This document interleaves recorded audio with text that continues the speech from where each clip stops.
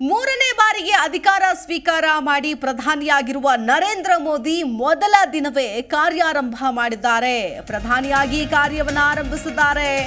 ನರೇಂದ್ರ ಮೋದಿ ನವದೆಹಲಿಯಲ್ಲಿ ಪ್ರಧಾನಿಯಾಗಿ ಅಧಿಕಾರ ಸ್ವೀಕಾರ ನೆನ್ನೆಗೆ ತಾನೇ ಮಾಡಿದ್ದಾರೆ. ಸೊ ಇವತ್ತು ಮೊದಲ ದಿನವೇ ಅದ್ದೂರಿ ಸ್ವಾಗತ. ದೆಹಲಿಯಲ್ಲಿರುವ ಪ್ರಧಾನಮಂತ್ರಿಯವರ ಕಚೇರಿಗೆ ಮೋದಿ ಆಗಮಿಸಿದ್ದಾರೆ. ಯಾಕಂತಂದ್ರೆ ನೋಡಿ, 10 ವರ್ಷಗಳ ಕಾಲ ಆಡಳಿತ ನಡೆಸಿ ಇನ್ನೊಂದು ಟರ್ಮ್ಗೂ ಕೂಡ ಅವರೇ ಪ್ರಧಾನಿಯಾಗಿ ಆಯ್ಕೆಯಾಗಿ, ಅಂದರೆ ಸತತ ಮೂರನೇ ಬಾರಿಗೆ ಪ್ರಧಾನಮಂತ್ರಿಯಾಗಿ ಆಯ್ಕೆಯಾಗಿರುವಂತಹ ನರೇಂದ್ರ ಮೋದಿಯವರು ಮೊದಲ ದಿನವೇ ಇವತ್ತು ಅದ್ಧೂರಿ ಸ್ವಾಗತವನ್ನು ಕೋರಲಾಯಿತು. ಮೊದಲ ದಿನವೇ ಕಾರ್ಯಾರಂಭವನ್ನು ಮಾಡಿದ್ದಾರೆ ಪ್ರಧಾನಿ ನರೇಂದ್ರ ಮೋದಿ.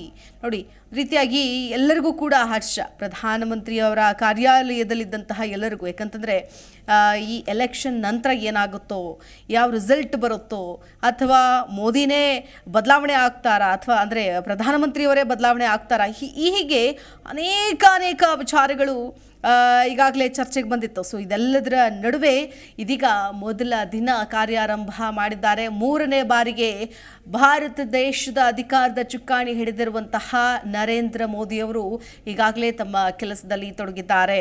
ಸೊ ಈಗಾಗಲೇ ಜೈ ಜವಾನ್ ಜೈ ಕಿಸಾನ್ ಅಂತೇಳಿ ಮೋದಿಯವರಿಗೆ ಘೋಷಣೆಯಲ್ಲ, ಅದು ಬದ್ಧತೆ ಅಂತ ಹೇಳ್ತಾ ಇದ್ದಾರೆ. ಅಂದರೆ ಈಗಾಗಲೇ ರೈತರ ಕುರಿತಾದಂತಹ ಕೆಲಸವನ್ನು ಕೂಡ ಮಾಡೋದಕ್ಕೆ ಮುಂದಾಗ್ತಾ ಇದ್ದಾರೆ ಪ್ರಧಾನಿ ನರೇಂದ್ರ ಮೋದಿಯವರಿಗೆ ಮೊದಲ ದಿನ ಅದ್ಧೂರಿ ಸ್ವಾಗತವನ್ನು ಕೂಡ ಕೋರಲಾಯಿತು. ಪ್ರಧಾನಮಂತ್ರಿ ಕಚೇರಿಗೆ ಮತ್ತೆ ಆಗಮಿಸಿದರು ಪುನಃ ಪ್ರಧಾನಿಯಾಗಿ ನರೇಂದ್ರ ಮೋದಿ. ಜಿ ಕನ್ನಡ ನ್ಯೂಸ್ ಈಗ ನಿಮ್ಮ ಮನೆಯಲ್ಲೇ ನೋಡಿ. ಎಲ್ಲ ಕೇಬಲ್ಗಳಲ್ಲಿ ಈಗ ಲಭ್ಯ.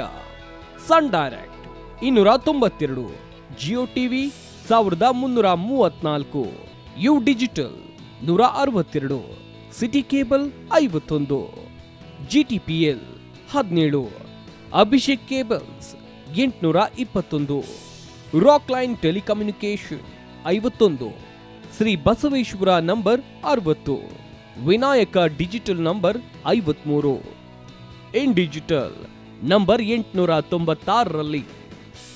ನಿಮ್ಮಿಸ್ತದ ಜಿ ಕನ್ನಡ ನ್ಯೂಸ್ ನೋಡಿ ಆನಂದಿಸಿ.